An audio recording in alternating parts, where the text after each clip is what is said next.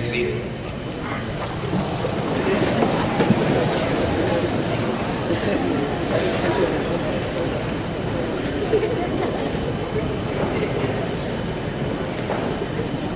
We want to welcome everyone to Riverside Indian School and thank you for coming to support and to honor our graduating seniors class of 2014. Riverside Indian School was established in 1871, and I'm being told it was established in 1871 and had 8 students. We've come a long way since 1871. Woo! Seniors, I want you to understand something. You're being rewarded today for all the hard work that you put in for during your high school career. But what I want you to understand is this. You're not the only ones being rewarded today for all the hard work that you've done. Those also being rewarded today are all the family members that you see here in the stand supporting you. The family members back home that couldn't make it. Your tribes are being rewarded. And the 195 employees here at Riverside Indian School are also being rewarded because of all the hard work that you've done.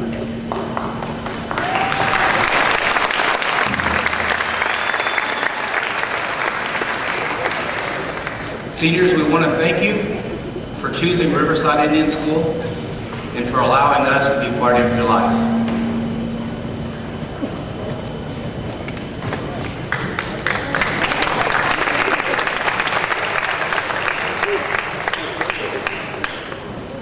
Good morning and welcome to Riverside Indian School. Up on the my name is Catherine Fothering. I'm the acting education line officer from the Oklahoma area. Here on the stage I have with me Mr. Albert Pablo from the Gila River community.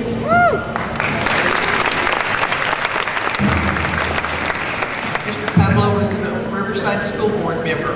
Also Miss Gladys Walker, another Riverside School Board member from the Wisher Foundation.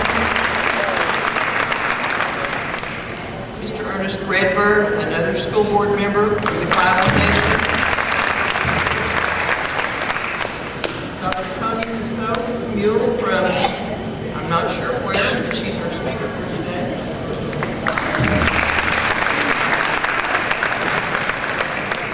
Mr. Monroe Sato, teacher here at Riverside.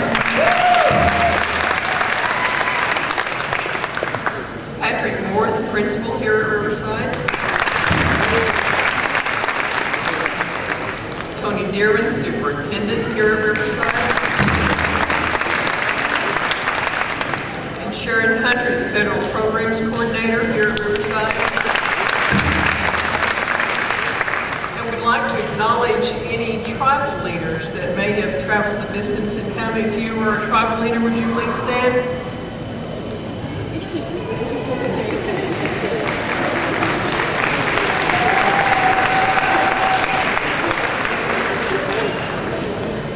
We'd also like to acknowledge the presence of the Riverside Ramblers over here, our drum group. Thank them for being here.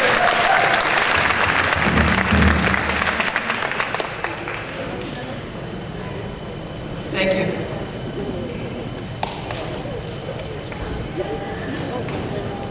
I'm tired.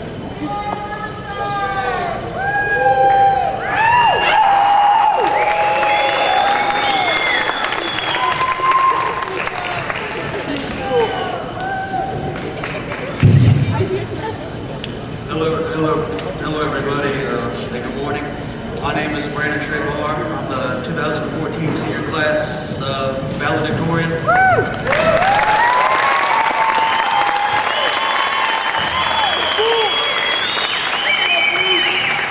I'd like everyone for being in attendance here to watch these people graduate. And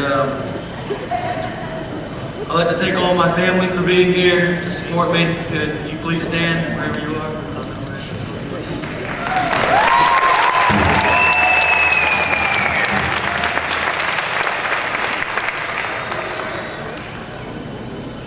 I'd also like to thank God and my mom for being my inspiration and my moral guidance and correction throughout life.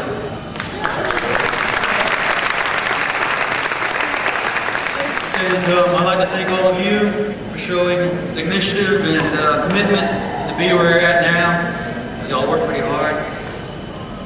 Everybody give them a hand, I guess.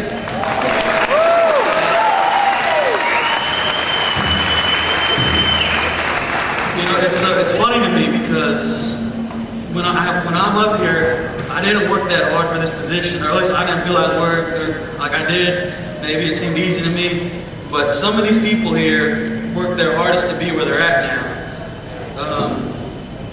They probably work harder than I could ever know how to work just to be here, and I don't know if it seems weird to me. I remember Wednesday we had our baccalaureate, and Jalen Roberts was talking about how this is actually his dream to graduate, and I just thought that was something really special, so, you know, I'd give it to him.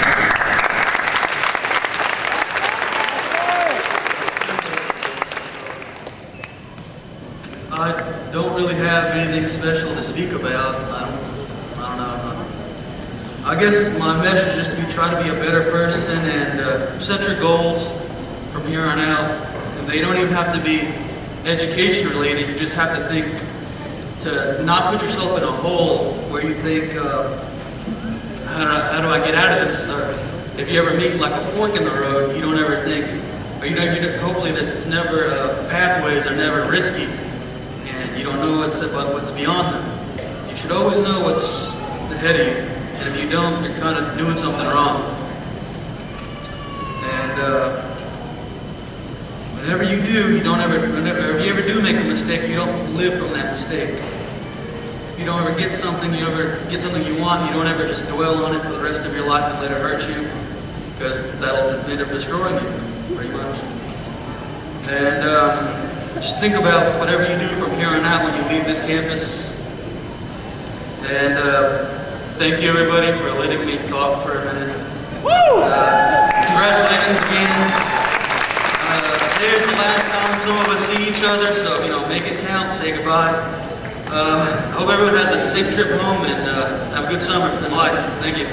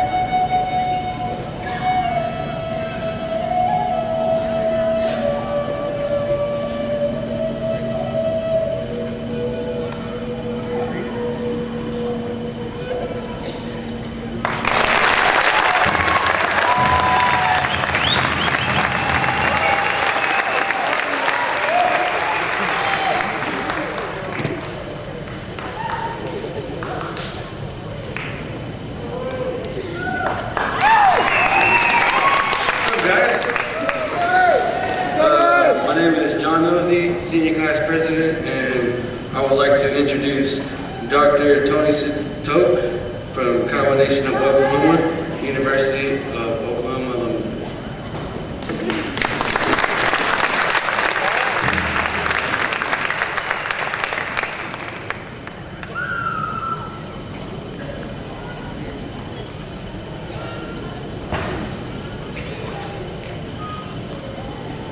Good morning, Riverside Indian School.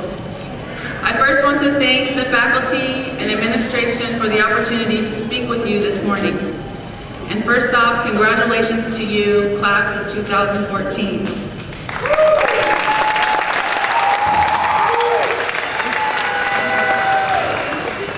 A couple of you have been awarded competitive scholarships. 2 of you, the Gates Millennium Scholarship. Some of you are graduating with high honors, and others are graduating with, well, you're just graduating. And that is perfectly fine, because do you know what they will call a high school graduate who squeaked by with just enough credits and barely passing grades? A high school graduate. So to be sitting here today, listening to the parade of speakers, probably wondering how long am I going to talk, you have done something right. This day, May 16, 2014, is a day of celebration, and a day you will always remember. For some of you, it is truly a time of excitement, and you are ready to move on to bigger and better things. For others, it may be bittersweet, because you are leaving behind this familiar place that has become home to you. And surely you will miss the shack and couples time. You didn't think I knew about that. But know that you can do the Riverside walk wherever you go.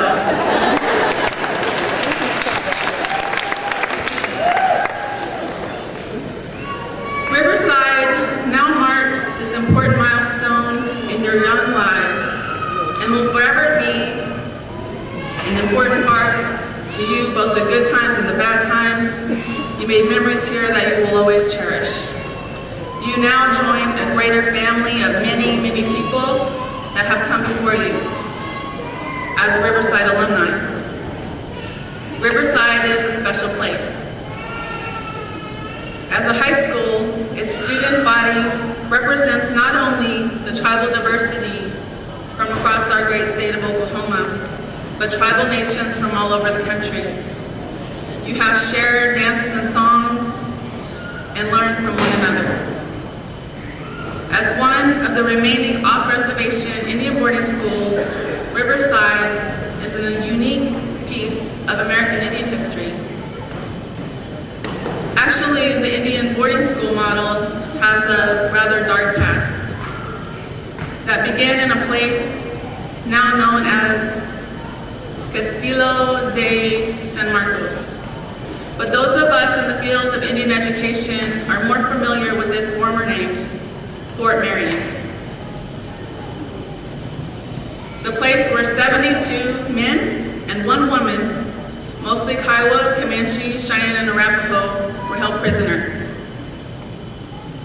Transported to St. Augustine, Florida, and so began the Indian experiment. After Fort Marion, the experiment continued in 1878 with Indians at Hampton Institute in Virginia, which at the time was an agricultural school for freed slaves. Soon after that came Carlisle Indian School, Haskell Institute, and so on. So as I thought about coming here to Riverside, formerly the Wichita Caddo School, I couldn't help but to think of the Native children who attended the very first boarding schools during a time when people feared or outright hated Indian people, thought of them as an incompetent and inferior race. It was a time that even with an education, there were little opportunities for those who graduated. A time when every student had to give up so much: their names, languages, their very cultural identity just to attend school. So if you do have memories of falling on hard times here at Riverside, know that those that came before you had it much harder. Life was unfair.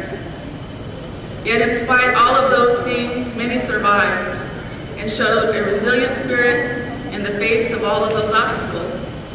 And there were many that, although they don't get the recognition they deserve, they excelled. People like Susan LaFleche, who was Omaha, the first Native woman physician, and Lyda Conley Wyandotte, the first Native woman lawyer, or Sarah Winnemucca Paiute, who published the first autobiography written by a Native American woman. Indeed, by any measure of equity, most would agree that life was difficult and unfair for our people back then. And fast forward to today, the world is still unfair. I wish I could say that racism towards Native people dissolved a long time ago with bounty hunters and Indian agents, or that people had a clear understanding of our political status and the sovereign nature of our tribal governments, or that the general public understood treaty rights, or that people wouldn't make assumptions about you and I based on Native American stereotypes, but that's not necessarily so. I can recall 3 incidences that I experienced as a college student. As a new student, rolling into the student insurance plan, I went to turn in my paperwork, and the receptionist was a young Caucasian woman. Perhaps she was a student, I don't know. But solely based on my physical appearance, she didn't ask, how may I help you? Or even say good afternoon, but her first question to me was, are you an international student?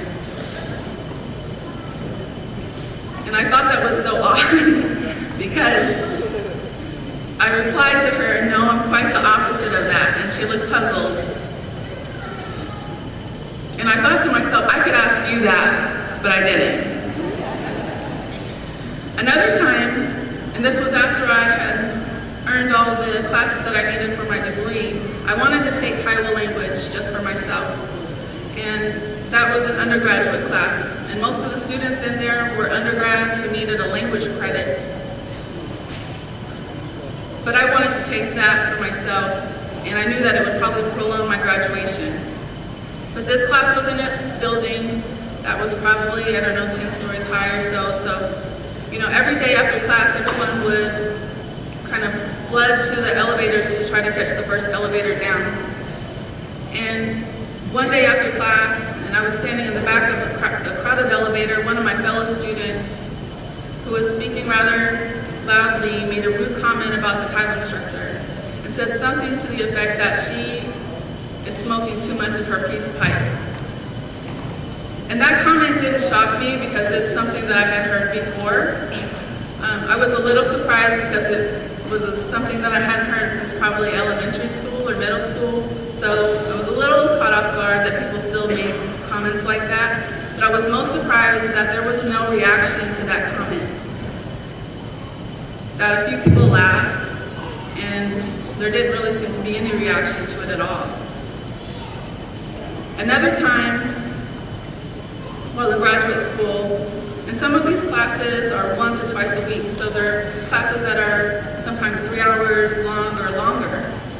And so at some point in the class, the instructor would give us a break, and people would go to the restroom and kind of congregate around the vending machines. And one of the classmates, a female, had gotten a new hairdo, had gotten her hair cut. And so everyone was complimenting her on her hairdo, and she made the remark that having long hair is unprofessional, and she was ready for a professional look. And that comment struck me because I realized that she probably would never understand that some of us have long hair for cultural reasons, and that to think that someone would be judged based on having long hair and being unprofessional was just a little just remarkable to me that that was happening. And these were people that were aspiring to be high school principals. So yes, we still live in an unfair, unjust world. There are many things that are simply out of our hands, like the perceptions that people have of us. And yet there are some decisions that are within our control, such as our pursuit of education. You see, I'm a firm believer that education is the great equalizer. And, I think to my mom's experience, and she was in the Indian relocation program in the 60s, and she went out west to San Francisco and went to dental school to become a dental technician. And she made a good living for herself doing that. So she didn't go the traditional college route. And although that is true, you can make a great living from a technical or vocational training. But I'm not from the school of thinking that college is not for everyone. I think that American Indian people have been told that for far too long. For most mainstream, middle class families, college isn't an option, it's an expectation. It's something that children are groomed for from elementary school and forward. And I understand why, because college is not just about job training, it's about growth. In your years from being 18 and 19 on up to 23, 24, that's when you're developing into the adult that you're going to be. So I understand why that's such an important value. Most of these young people would not be considered first-generation college students, meaning they're not the first in their families to go to college. No, they have parents and grandparents who have had that privilege before them. And therefore, they can guide them and counsel them until they get there. And in college, there was something that I really had to learn about in terms of scholarships. What I refer to as the scholarship game.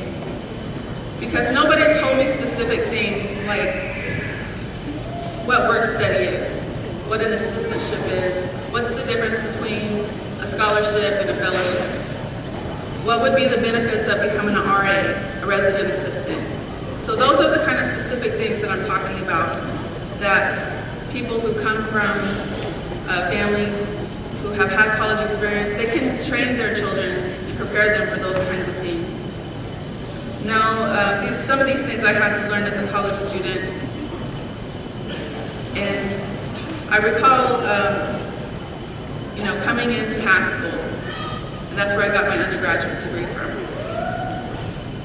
And that was not my first attempt at college. I actually tried to take college classes 2 other times, but I didn't really have an academic focus at that time. And so I just kind of messed around, and I used to joke to my friends that I majored in Pell Grant because I really just looked forward to getting my leftover financial aid. So when I came to high school, and I know that high school for some people is plan B, but for me it was plan A, B, C, D. That was it, because I had messed up my financial aid status, and I had to prove that I deserved to be there. So it's my first semester at high school. I came in with probably a 1.5 GPA. I tried to look for my transcripts to get the exact number because it was probably less than that. But my point is that it was very low. In my first semester, about midway through, I went to check the mail, and I received a letter that said I was going to be receiving a scholarship. And I thought, surely this is a mistake. So I didn't get happy about it. I was mad that they made that mistake, because now I have to be disappointed that I don't have a scholarship coming. So I went to the financial aid office and showed them the letter, and they said, this is no mistake. This is not a merit-based scholarship, it's a need-based scholarship. And so random students are selected for this, and so yes, you do have a scholarship check coming. So I was all happy, where's my check? And they said, well, you have to go to the award ceremony. You have to attend the award ceremony and be a part of it and accept your scholarship at that time. And so I thought, well, that's a good deal. I didn't do anything to earn it. I didn't fill out any applications. All I have to do is show up. So I went to the award ceremony, and I sat in the back, and I looked at the program, and there was a long list of people in front of me. And I realized that the scholarships that were given in the very beginning were high dollar scholarships. Maybe they had 1 or 2 recipients. And then the middle of the road scholarships, and then my scholarship at the end, which had probably 50 people listed under it. So I had to sit through this long program. But while I sat there, I started to realize that some of those students were going up there numerous times. And in my head, I was calculating how much money they were taking home. Now, this is high school at a time when the fees were very nominal. So I knew that, I knew some of those students. They didn't live off campus. They didn't have rent to pay. So I thought they were pocketing like thousands of dollars here. And so that was the first time that I really started to pay attention to my grades and learning that school can pay you. And I had never done that before, but it was a new motivation for me. So I started to, instead of doing just the basic minimum, I started to do extra credit when it came up. And I was determined to bring up my GPA. And I did. And by the time I graduated, I had over a 3.5 GPA, which is really hard to do the more credits that you earn. And I don't tell you that because I think that I'm smart and I've received all these scholarships. I tell you that because most of it was just effort. It had nothing to do with intellect. And so the scholarship game is just that, it's a game, and you have to learn how to navigate through these processes to be successful in college and graduate school. Now those kind of students, they're fortunate. They have parents and grandparents to guide them. They have an advantage, but not all of us had that. Also at high school I had to learn how to be disciplined and focused. I wasn't used to going to the library just for the sake of reading or studying. It was something that I had to learn to do. And I want to tell you that I know a lot of people talk negatively about high school, but I had no trouble keeping company with serious students who wanted to do good things in their community. I had no problems finding friends to hang out with that didn't party, that didn't drink, and that were there for the right reasons. And so I am an advocate of high school. If you want to talk about high school after graduation, come find me. Some of us have families that are supportive of us. They love us, but cannot teach us the specific tools needed to be successful in college or graduate school. And yet, still some of us lack even the most basic support. For those of us like that, college may seem daunting, scary, unattainable. But my message to you is this: if you can realize and accept that you're needed, let that be your motivation to try, to attempt, to challenge yourself. And I want to share one last story before I close out my remarks here. During the time when I wasn't really sure what I wanted to do with my college classes or major, I took a break and I went to New York. And during a summer job at the National Museum of the American Indian, I worked there in New York City as an entry-level position. It didn't even really have a title, that's how entry-level it was. But I was there for the summer, and what they were getting ready to do was catalog and count all of the artifacts that had been held there, and they were getting ready to move it to the National Mall where the museum sits now. And during the course of the summer, the board of directors came to visit, and it was a big deal. And so they asked all of us to come in, so we could be introduced, and so that we could be introduced to the board of directors. And I remember sitting there listening to those distinguished group of people, and they came from tribes from all over the United States. They came from Canada. They came from indigenous peoples in South America and Mexico. And all of them were culturally knowledgeable. Many of them spoke their own languages. But in addition to that, they were all highly educated. These were doctors and PhDs and Juris Doctorates. These were people that I would say are successful. And I wondered why I had never heard about any of them. And some of them came from tribes I had not even heard about either. But this was the first time that it dawned on me that there's something bigger than myself that I could be helping. What am I doing to help my own people? And so, that was the first time I really became inspired by somebody. And I can tell you that whenever you realize that you have a responsibility that's bigger than yourself, when you have a responsibility to your tribe and Indian people as a whole, it's a whole lot easier to study. It's easier to read. It's easier to do the work when you realize that you're needed. So know that our Indian people need you. We need more lawyers who understand our rights and are willing to advocate for what is rightfully ours.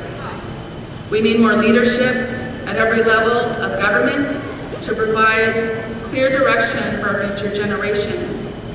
We need more teachers in our classrooms who are culturally competent and that accept our children for who they are. We need more health professionals who have compassion for our health needs and treat our elders with respect. We need each and every one of you to take your places as leaders. If a handful of you accept the challenge, you will likely improve your own quality of life. You will probably change the course of life for your own children. They will probably live better. Maybe they won't have some of the struggles that some of you have already overcome. But think of the impact you can make if all of you accepted the challenge to pursue a higher education. Imagine the impact that could be from one graduating class. And I want to close with a quote from Nelson Mandela that I felt was really appropriate for today, because I feel like there's a lot of symbolism in American Indian culture, and people associate us with weapons like bows and arrows, shields, staffs, and things like that. And this quote goes like this: "Education is the most powerful weapon which you can use to change the world." I'm going to say it one more time. Education is the most powerful weapon which you can use to change the world. So I leave you with that challenge.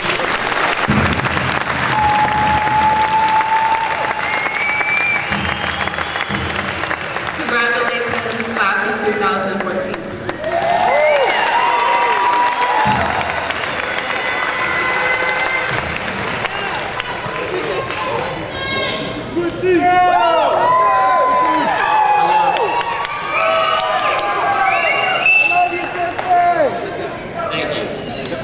My name is Quincy Thompson.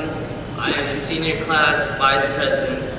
On behalf of the graduating class of 2014 in RIS, we would like to present Dr. Tony Satok Mule with his penalty blanket.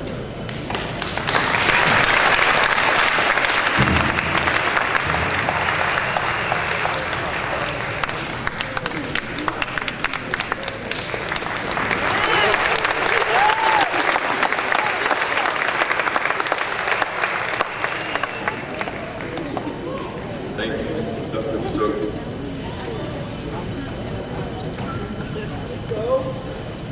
John Nosey, where you at, bud? John Nosey, our senior class president, did a wonderful job for us all year as senior class president. Today, I think he was trying to get everybody out of here in a hurry because he got off course just a little bit. Either that or Red paid him off to do it because we skipped over our salutatorian. So, Red, real quick before I call you up, I'll give you a little bit of time to gather your thoughts for your speech. Before we do that, real quickly, I want to recognize Mr. Cookmoney and Ms. Sute for providing music, and Mr. Bell as well today for us.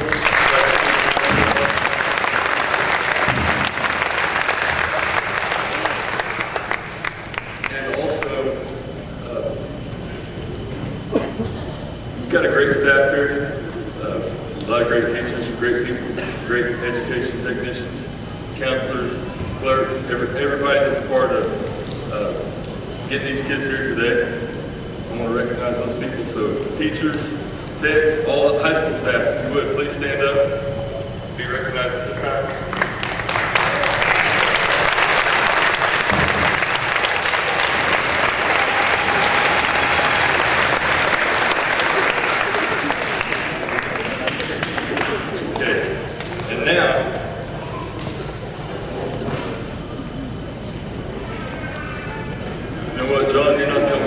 mistake today. I just realized maybe my first one of the year, I made one too. I want to call our valedictorian back up, Mr. Brandon Barr. We've got a plaque to present to him.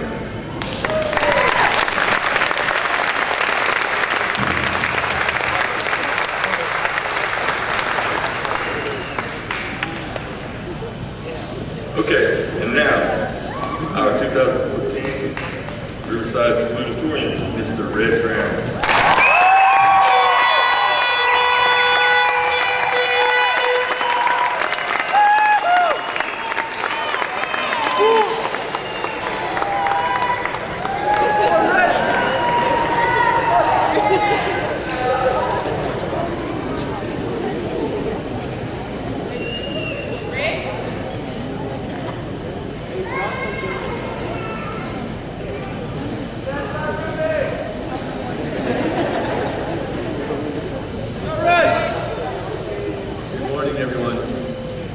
Welcome to Riverside Indian School. As you may have already heard, I am Red River Grounds, a proud member of the Havasupai tribe from Supai, Arizona. I am the son of Levita Habitone and Lauren Jones. And if my family would please stand so we can be recognized.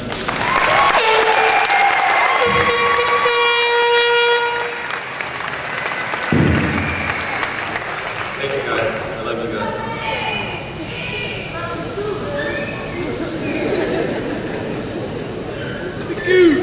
This is the 7th year I've spent here at Riverside, and it brings me great joy to know that it is my last year. While consecutively attending this school, I have seen many changes that have occurred over time. I too have gone through some changes as well. I began coming to this school in the 6th grade as a kid, and I've grown to become a young, respectful, and respected adult.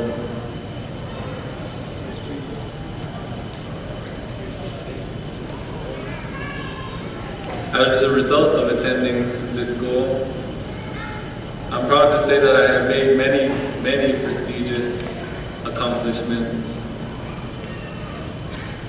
Riverside has given us more than an opportunity to learn and meet students from all over the country.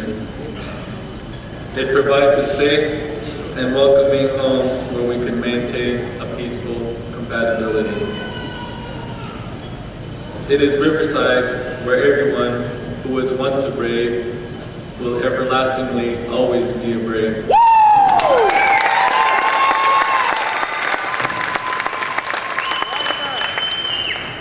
Here is where we admire our unique distinctions that lie between each and every one of us.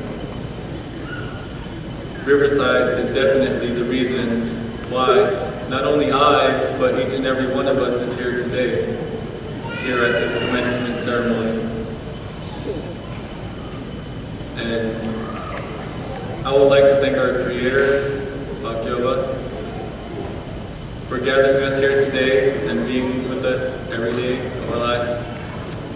And I would like to thank you, Mom and Dad, for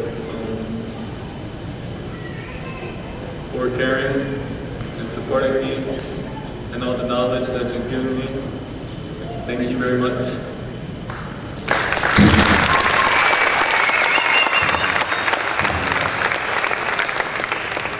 And thanks to all the teachers who have blessed me with my education. And I want you to know that you have all succeeded in preparing me for a higher education in college. Thank you very much.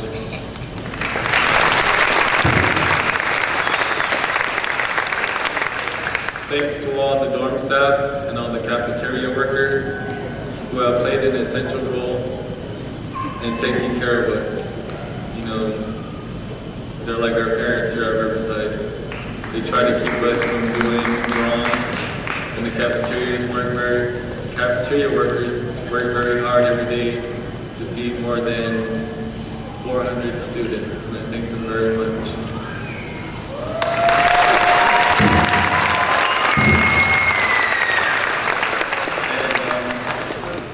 And last but not least, I'd like to thank all my coaches for teaching me and making me a better player for not only the sports, but preparing me for everything else, like toughening it out, do anything that comes that would be most likely hard or any type of impediments in our way. Thank you for making me a stronger person and a better player to work well with everyone else, like a good team member.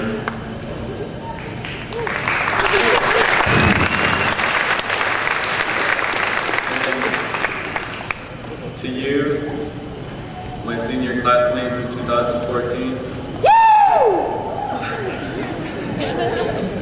I would like to thank all of you for making my last year, our last year actually, a very memorable and awesome year. Thank you very much.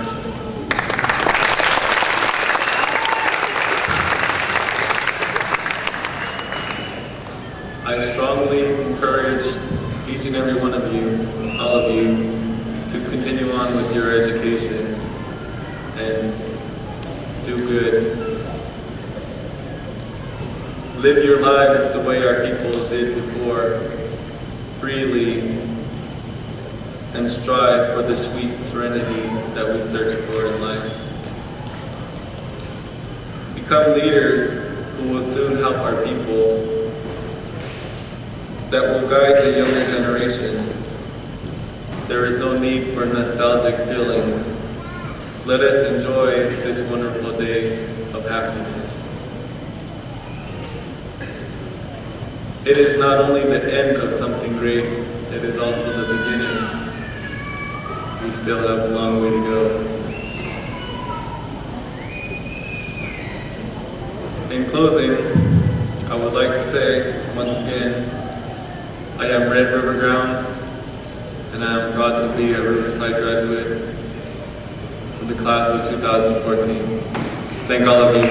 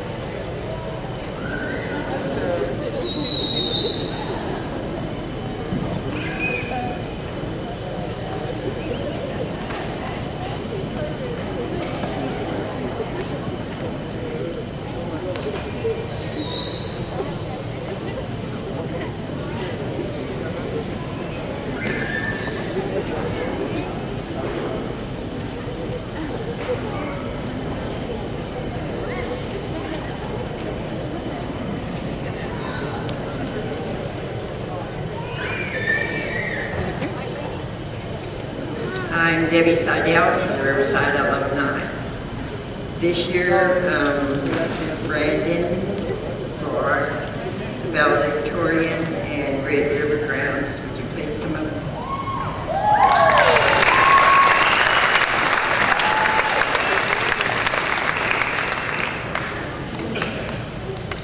We really work hard for these. This year we're giving $1,000 to the Valedictorian. He's going to go to school at USAO.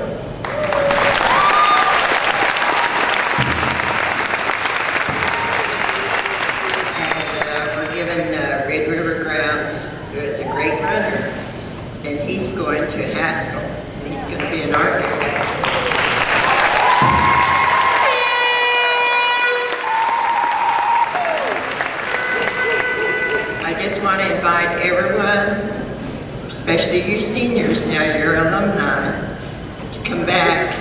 and show us what you've done with your life.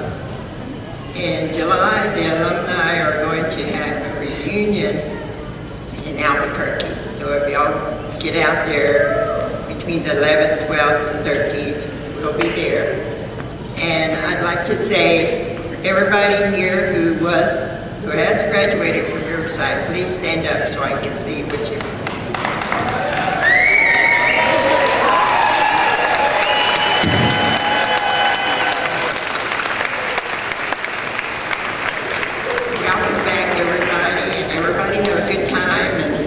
Seniors, go out and make something of your life, get an education, and go back and help your people. Thank you.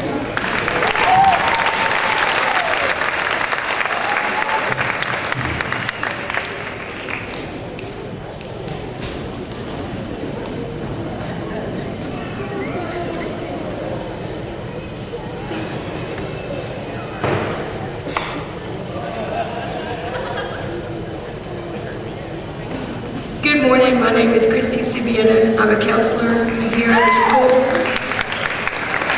The other counselor said I have 1 minute to talk, so I have to hurry. On behalf of my husband Randall and myself, we would like to present a $1,500 scholarship to Preston Pedraza.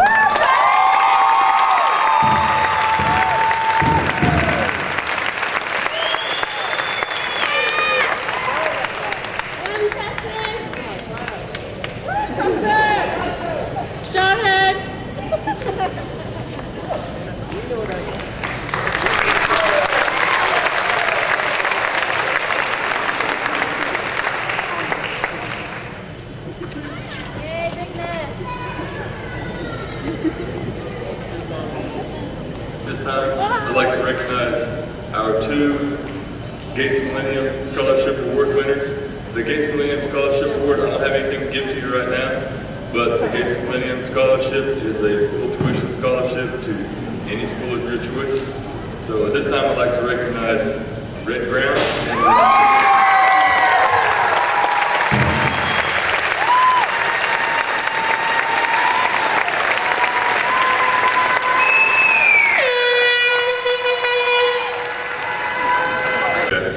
At 2014 graduates, friends, fellow family members, and it looks like a lot of smiling faces today. We're here on behalf of AT&T Communication Solutions to present not 2 but 3 scholarships for 3 lucky individuals. Those individuals were chosen consensus of those applicants, of each of you guys that had an opportunity to fill out the criteria that we had set forth. So the scholarships we're giving out today are each worth $1,000. We're also going to be giving a laptop to each student, as well as desktops, 3 desktops, and a laptop to the school for educational purposes. These scholarships are on behalf of AT&T and the Stands Black Foundation. So with that being said, first one, the scholarship is going to Ariana Boudreaux.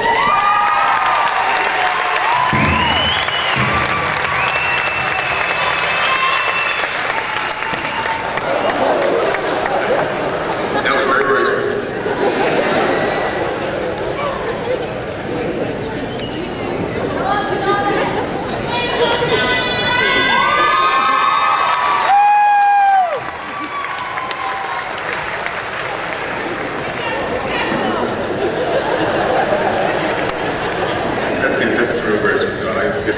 Nice. All right, the next one is going to Lanisha Wilson. All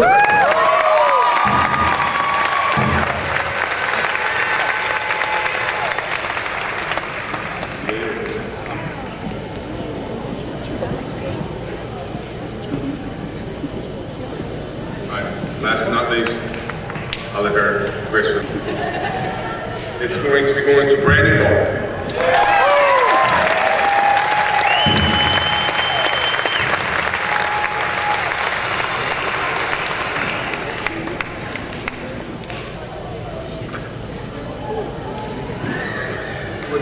We're going to conclude here. The biggest thing we wanted to come in and recognize each of you seniors, not only for what you're doing now, but I heard the nice lady just a second ago say what you're going to do later. It's not about today, it's about tomorrow. And really, do what you know you can do inside your heart. And outside of that, have AT&T and San Brian. Go get them, 2014 seniors.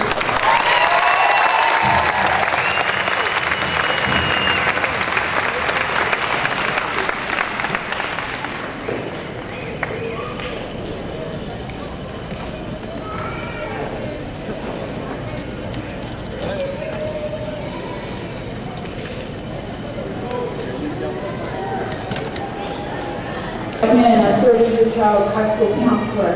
It's been a pleasure this year. I'm your child's high school counselor, and it's been a pleasure to serve them and serve you.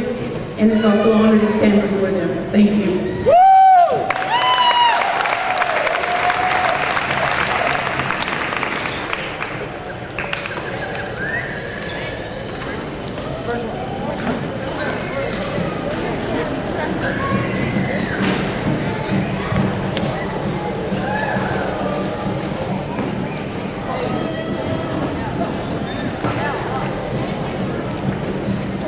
Brenton Trey Barr, Highwood Tribe of Oklahoma, and Adarco, Oklahoma.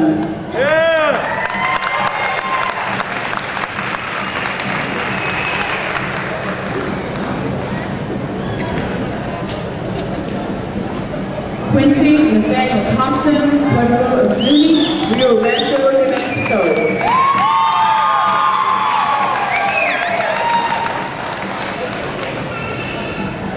Rebecca Ruth Neverquaya, Comanche Nation, Apache, Oklahoma. Tristan Cole Utazero, Standing Rock Sioux Tribe, Cannonball, North Dakota.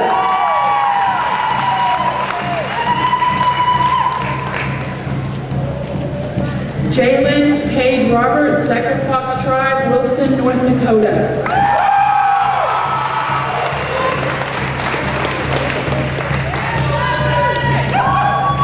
Lindsay Alina Redigal, Assiniboine and Sioux Tribes, Poplar, Montana.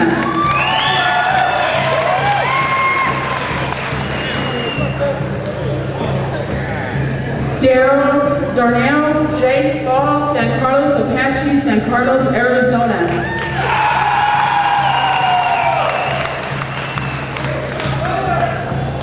Kayla Miller, San Carlos Apache, Sibique, Arizona.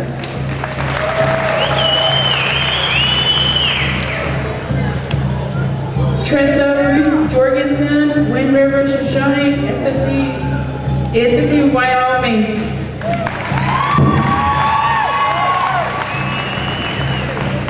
Casa Sage Uzero, Standing Rock Sioux Tribe, Cannon, North Dakota.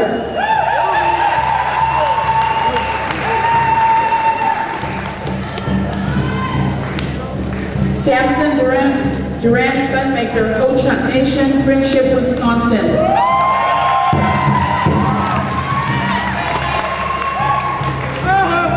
Red River Grounds, Havasu, Arizona.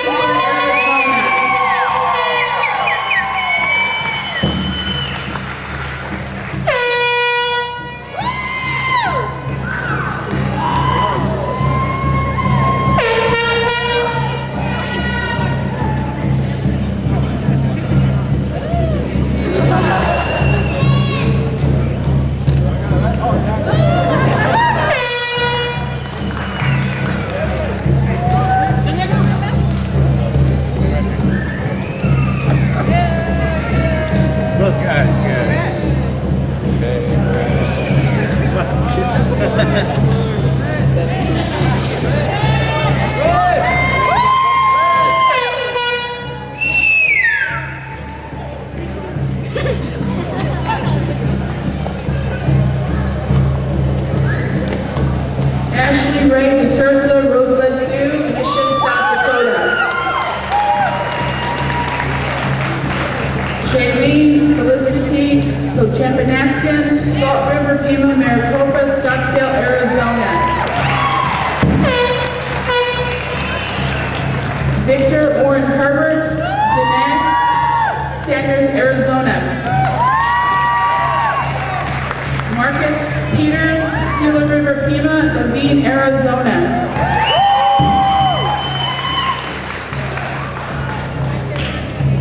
Camaro Jess James Red Thunder, Kiowa Tribe of Oklahoma, Anadarko, Oklahoma. Tessa Rose Fanman, Cheyenne Arapaho Tribe, Norman, Oklahoma.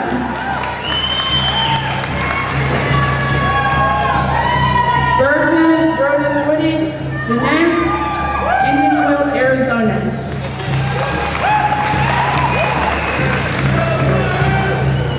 Cynthia Marie Miller, San Carlos Apache, San Carlos, Arizona.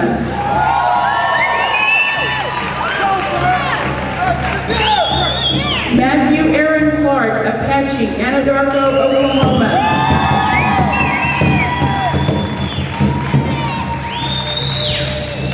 Elizabeth Shea Carney, San Carlos Apache, Peridot, Arizona. Caitlin Denise Parker, Omaha Tribe of Nebraska, Macy, Nebraska. Sean Franklin Jr., Oto, Missouri, Shawnee, Oklahoma.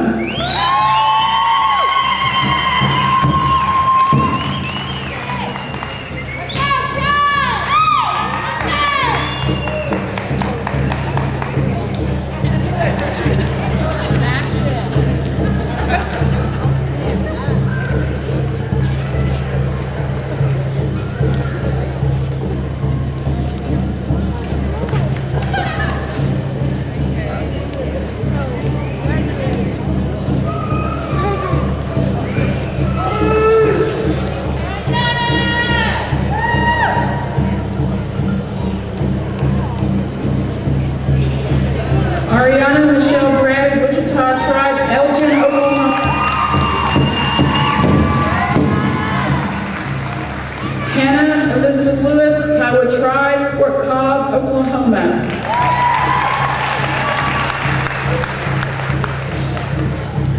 Michelle Jean Johnson, Denham, Shiprock, New Mexico.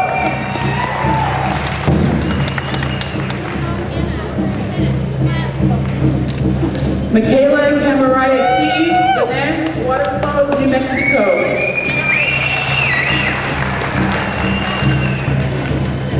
Victoria Nicole Littleman, Kiowa Tribe, Anadarko, Oklahoma.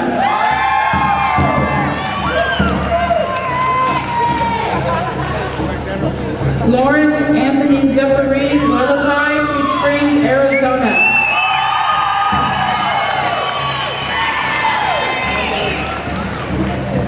Lanisha DeRain Wilson, Mississippi Band of Choctaw Indians, Choctaw, Mississippi. Preston Reese Draza, Assiniboine and Sioux Tribes, Poplar, Montana.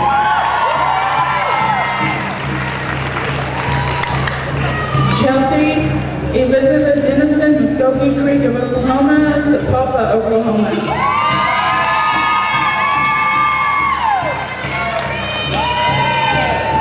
Jervis Stephen Latte, Pueblo of Zuni, New Mexico.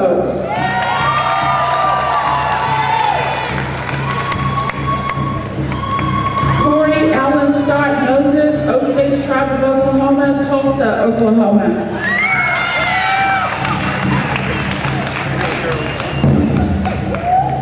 Kevin Dwight Nashio, White Mountain Apache, Fort Apache, Arizona.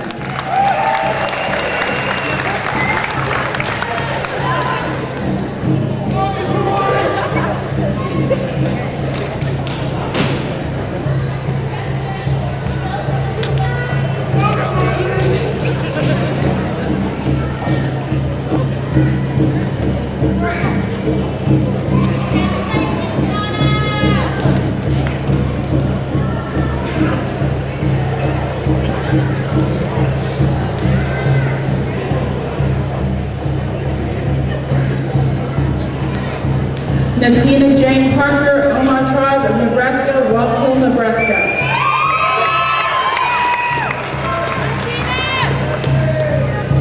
Emerson Joe Jr., Denham, Shiprock, New Mexico.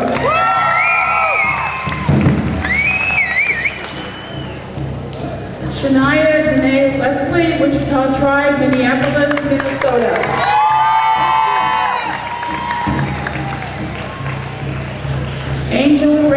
Redbird, Comanche Nation, Anadarko, Oklahoma.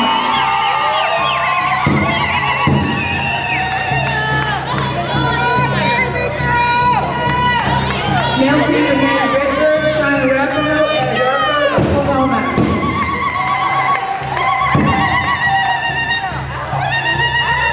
Zachariah Brandon James Broad, Alaska native, Oklahoma City, Oklahoma.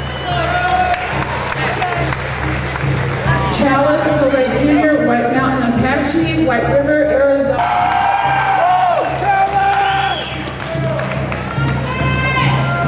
Paige Denise Pewanofkit, Comanche Nation, Lawton, Oklahoma.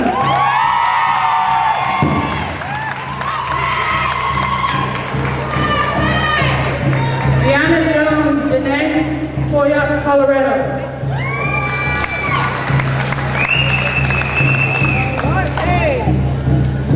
Jeffrey Thomas Tate, White Mountain Apache Tribe, Fort Apache, Arizona.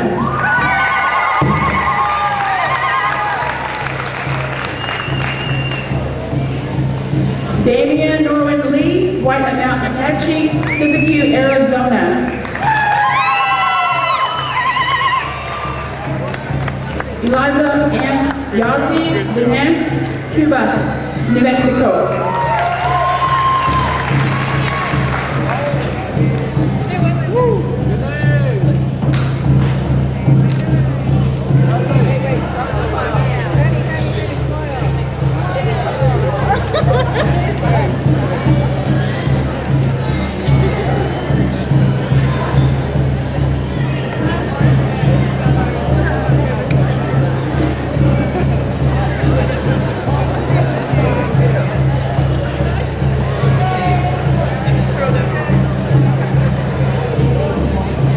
Jessica Lynn Horse Chief, Wichita Tribe, Fort Cobb, Oklahoma.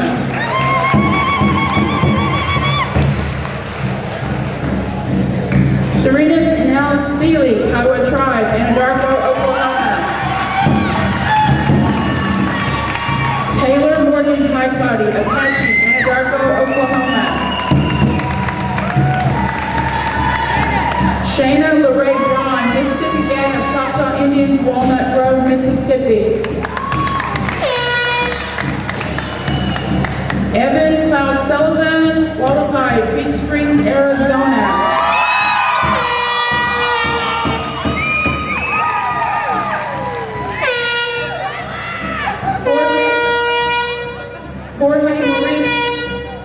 Jorge Maurice Joseph Diego, Kiowa Tribe, Las Vegas, Nevada.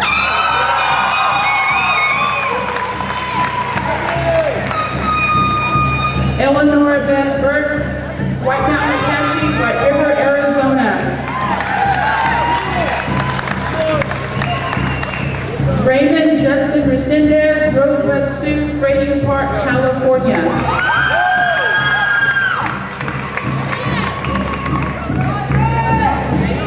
Jayon Devin Elko, White Mountain Apache, Sibique, Arizona.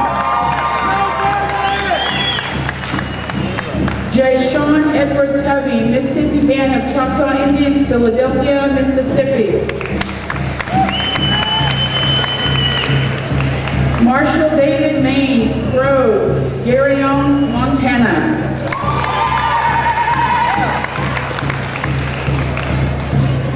Conroy Jagon George, White Mountain Apache, White River, Arizona.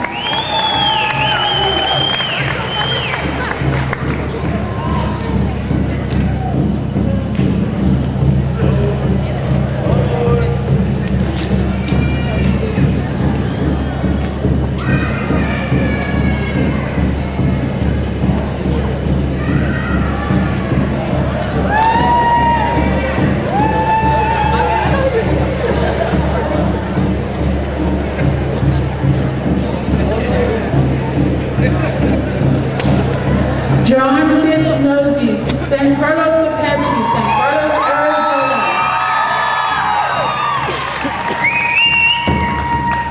Reuben Paul Beach, White Mountain Apache, White River, Arizona.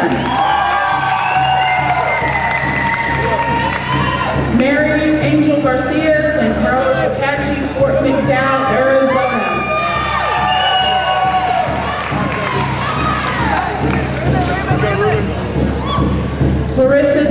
Nightbird, Kickapoo Tribe of Kansas, Portland, Kansas.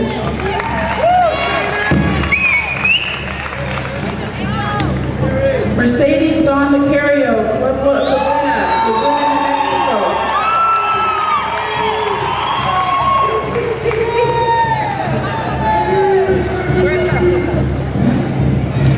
Pamela Kelsey Cameron, Free Affiliate Tribe, Parsons, North Dakota.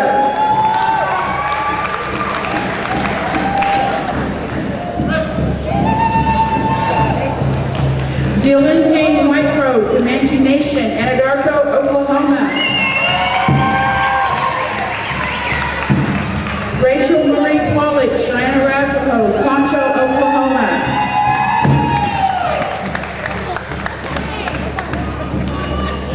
Michaela Angel Tamayo Valentino, United Tribe of Wisconsin, Winnebago, Nebraska.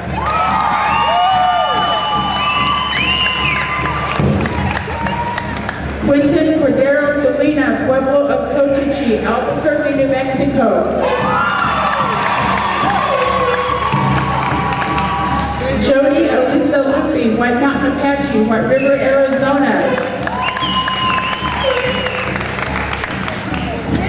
Brianne King Paez, Hickory Apache, Dulce, New Mexico.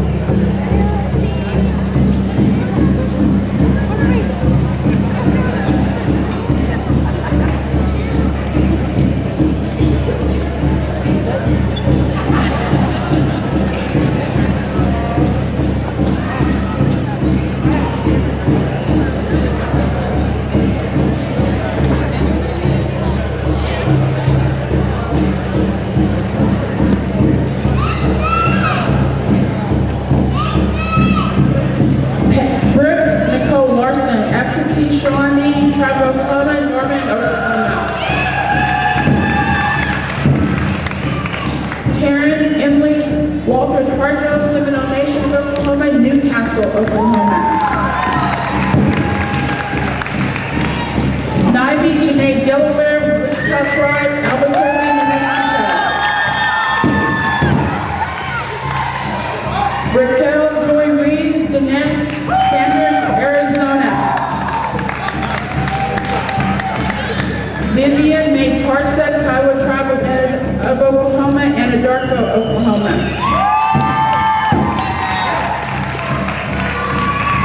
Jasmine Ray House, Southern Ute Tribe, Ignacio, Colorado.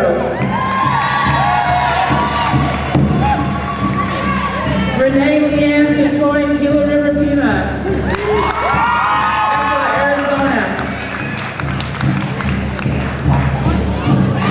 JC Dawn Stick, Chickasaw Nation, Anadarko, Oklahoma. Corey Clifton Whitehair, Lanier, Phoenix, Arizona.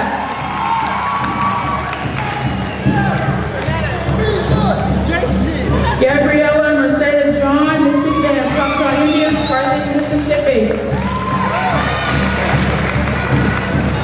Levi Christopher Billy, Ponca Tribe, Houston, Florida.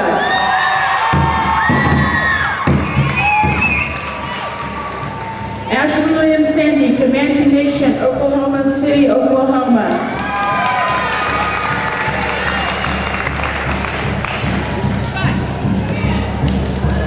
Billy Wink.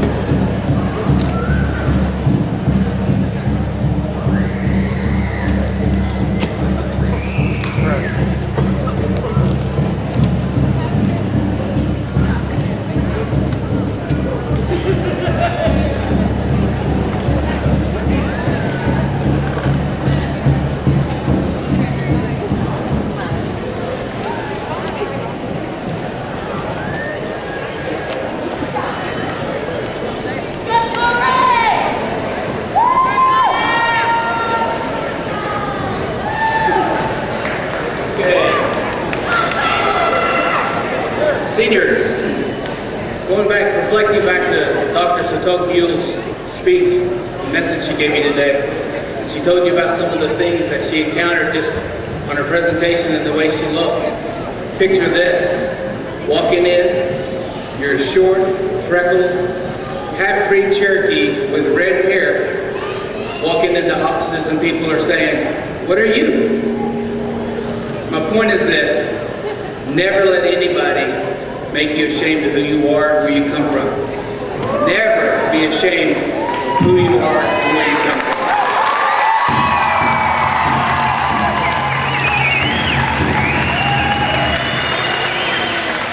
Seniors of 2014, please stand.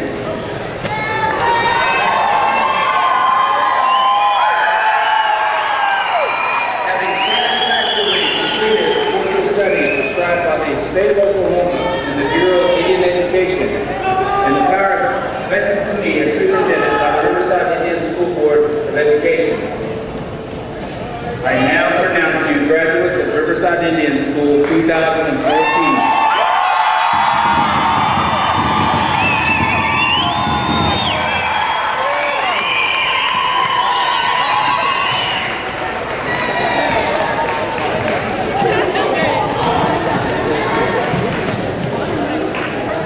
Congratulations. After you march out, remember to gather over here, and as soon as the bleachers clear, we're going to take a group class graduation picture. And be sure that you turn in your cap and gowns in Miss Tessakai's room. Family, friends, relatives, after we close here, the school has provided a light lunch in the cafeteria. You're welcome to go and sit and cool off and have refreshments there. And thank you all for coming. At this time, we're going to stop and offer a word of prayer and congratulations. Let us pray. God of truth and knowledge, by your wisdom we are taught the way and truth. Bless each graduate as they now finish this course of study. We thank you for those who taught and worked beside them and all who supported them along the way. Walk with these graduates as they leave and move forward to life. Take away their anxiety and confusion of purpose. Strengthen their many talents and skills. Instill in them a confidence in the future you plan, where energies may be gathered up and used for the good of all people. We thank you and give you praise for all those who are here who support our graduates today. Let us all go forth in victory. We give you all the praise, honor, and glory. All these things I ask in the name of the Father, Son, and the Holy Spirit. Amen.